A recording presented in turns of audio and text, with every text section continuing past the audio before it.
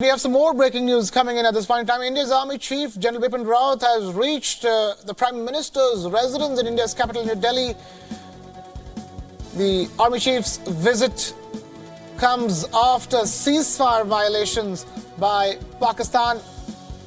That's the story that's breaking here at this point in time here on Beyond World is One. India's Army Chief General Bipin Rawat has reached the Indian Prime Minister Narendra Modi's residence in India's capital, New Delhi. We have Siddhant staying on with more details on that front as well. Siddhant, talk to us. What are you hearing upon this important meeting at this crucial juncture?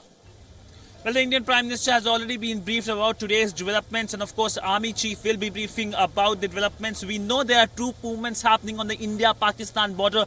Both sides, there are reports of troop movements happening, and this is something that, of course, the world has been giving out releases saying they are worried about the developments which have happened and asked India and Pakistan to restrain. But we know the situation is precarious, it's very delicate, and next 24 hours will be very crucial for India, Pakistan, and of course the South Asian region, because things are now towards going towards a very negative trajectory because of the escalation done by Islamabad today, targeting the military installations of India. Remember, we need to distinguish what India did and what Pakistan did today. India targeted the terrorist camps in Pakistan, inside Pakistani territory, not at military installations of Pakistan or civilians. What Pakistan today did was a direct act of aggression, which many will say so, on the Indian territory, on Indian military installation. We do expect a strong Indian response. We have seen the release which has been given out by the Ministry of External Affairs in the last 30 minutes,